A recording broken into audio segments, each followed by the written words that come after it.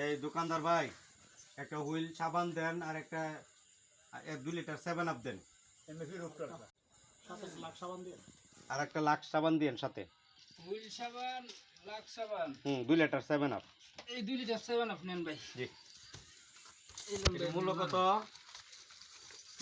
220 টাকা। এ ভাই কি লইছে? কিন্তু হুইল পাউডার, হুইল সাবান, তারপর 2 লিটার 7 আপ। তোরে ভাই এগুলা জানেন না এই যে এলের মা?